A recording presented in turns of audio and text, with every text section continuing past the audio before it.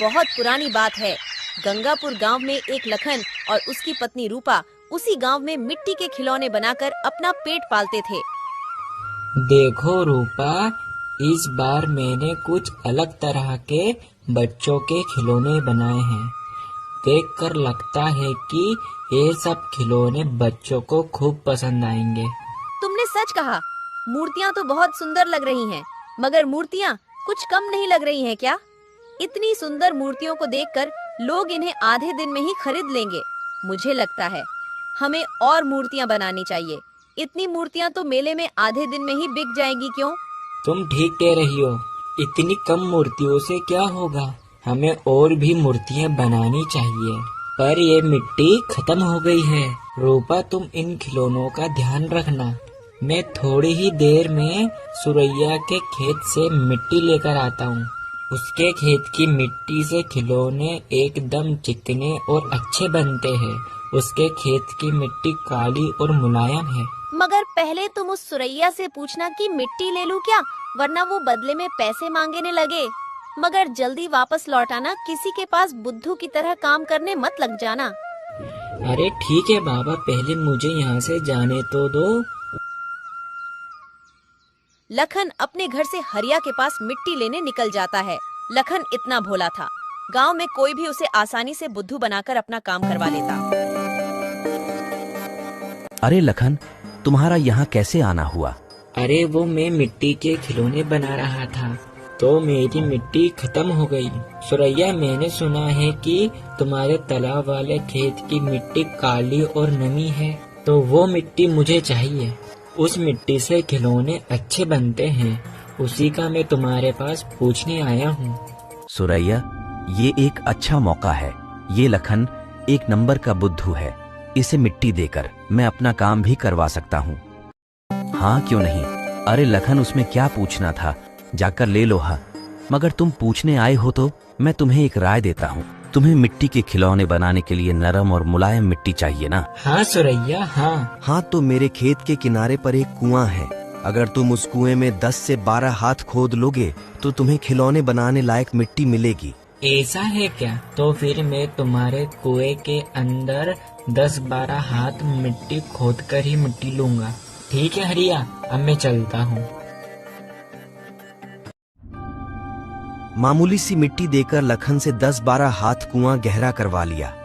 वैसे भी मुझे कुआं खुदवाना था, पैसे भी बच गए। और फिर लखन कुएं के अंदर खुदाई शुरू करता है। अरे ये कैसी आवाज है? ऐसा लगता है कि ये मिट्टी के अंदर कुछ दबा हुआ है।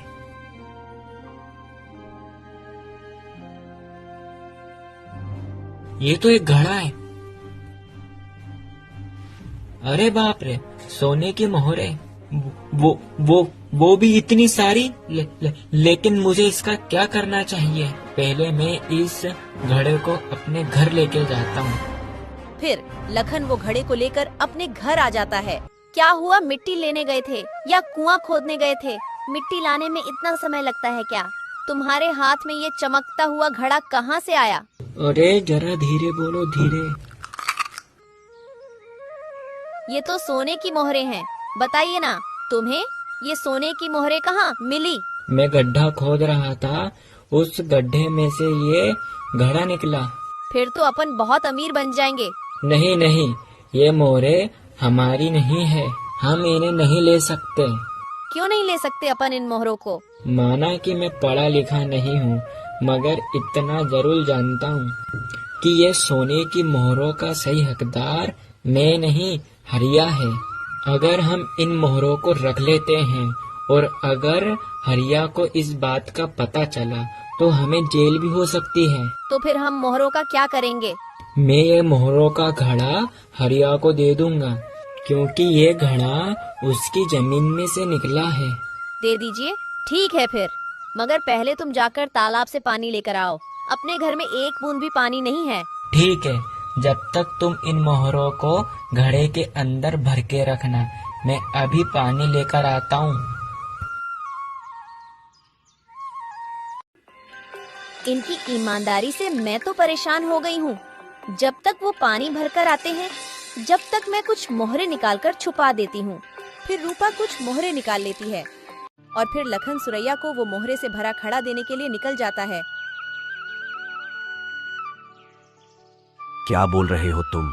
तुम्हें खोदते खोदते इतनी सारी मोहरे से भरा ये घड़ा मिला? तुम मजाक तो नहीं कर रहे हो? हाँ सुरैया, मुझे तुम्हारे कुएं को खोदकर ये सोने की मोहरों से भरा घड़ा मिला। बाप रे! और अब तुम इस खजाने को सरकारी खजाने में जमा करवाने की व्यवस्था कर देना। हाँ, जरूर करूंगा, जरूर करूंगा। ये तो मेरा फर्ज है। इसे सरकारी खजाने में जमा करवाना दो, ये तो मेरा फर्ज है। अब तुम निश्चित होकर अपने घर जाओ और ये बात किसी को गांव में बताना मत। ठीक है सुरैया, अब मैं घर जाता हूँ। मेरी अक्ल क्या घुटनों में है जो इतनी सारी मोहरे में पुलिस को दूंगा। मोहरे को मैं अपने पास ही रखूंगा। गांव का सबसे पैसे वाला आदमी बन जाऊंगा।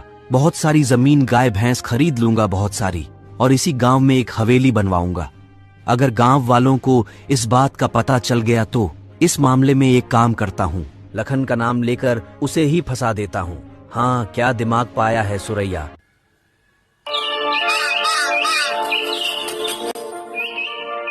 फिर सुबह रूपा, आज मैं मेले से देर रात तक घर आऊंगा। जब तक मेरे ये मिट्टी के बनाए हुए खिलौने नहीं बिकेंगे, जब तक मैं घर नहीं लौटूंगा। ठीक है बाबा, जानती हूँ तुमने ये खिलौने बड़ी मेहनत से बनाए हैं। थोड़ी देर में मैं भी तुम्हारे पास तुम्हारे काम में हाथ बंटवाने आ जाऊंगी। देखिए दरोगा साहब, ये लखन के घर पर एक बार छानबीन करके देख लीजिए। मुझे पूरा शक है कि सोने की मोहरे इसी के घर पर होगी कल। दरोगा साहब, कल शाम को मैं जब तालाब किनारे अपने पशुओं को देखने आया था, तब लखन अपनी पत्नी से कुछ सोने की मोहरों की बात कर रहा था। क्यों लखन, ये हरिया सच कह रहा है क्या? दरोगा साहब, मैं झूठ नहीं बोलूंगा। कल मैं जब सुरैया के कुएं में मिट्टी खोद रहा था, तब ये घड़ा मुझे उस खुदाई में मिला, मगर वो घड़ा तो मैंने सुरैया को वापस दे दिया। लखन, मैं तुम्हारे घर की तलाशी करना चाहता हूँ। तलाशी करते ही पता चल जाएगा कौन झूठ बोल रहा है, कौन सच बोल रहा है। मेरे घर में कुछ भी नहीं निकलेगा दरोगा साहब। अगर आपको तलाशी लेनी है तो ले लीजिए, मैं झूठ नहीं बोलता दरोगा साहब। अरे बाप रे, अगर इन्होंने मेरे घर की तलाशी ली तो मेरी छुपी हुई मोहरे मिल जाएगी। दरोगा बाबू, मैं आपके आगे हाथ जोड़ती हूँ, कृपा करके हमारे घर की तलाशी मत लो। दरोगा बाबू, हमारे घर पर सोने की मोहरे नहीं है, मेरी बात का विश्वास करिए। मेरे घर की तलाशी मत लेना, हम पर दया करो। अच्छा, ये तो अपने घर की छानबीन करवाने से डर रही है। मुझे लगता है सोने की मोहरों के साथ कुछ और खजाना भी मिला है, इसलिए डर रही है। छानबीन के दौरान लखन के घर में उसकी पत्नी द्वारा छुपाई गई मोहरे दरोगा को मिल जाती है। क्यों लखन, तुम तो कह रहे थे कि तुम्हारे घर पर कोई सोने की मोहरे नहीं है, तो फिर ये मोहरे यहाँ क्या कर रही है? नहीं पता साहब, नहीं पता। मुझे सच में नहीं पता कि ये मोहरे यहाँ कैसे आई। मुझे कुछ नहीं पता दरोगा बाबू, मुझे कुछ नहीं पता। चलो, तुम दोनों ऐसे नहीं मानोगे। चलो मेरे साथ, तुमको थाने में लेकर चलता हूँ। वहीं तुमसे सवाल जवाब पूछूंगा मैं। दरोगा बाबू, हमें आपके साथ थाने मत लेकर जाइए। बताती हूँ, अब सच बताती हूँ। दरोगा बाबू, मेरे मन में लालच आया। मेरे पति जो सोने की मोहरे का घड़ा लाए थे, तो मैंने चोरी छुपे उसमें से कुछ सोने की मोहरे निकाली, या सोचकर जिससे हमारी गरीबी दूर हो जाए। दरोगा बाबू, मेरे पति वह घड़ा इस सुरैया के पास देकर आए थे। अब यह सुरैया झूठ बोल रहा है। अरे बाप रे बाप, कितनी झूठी औरत है, अभी भी झूठ बोल रही है। अब इनके घर से सोने की मोहरे भी निकल गईं।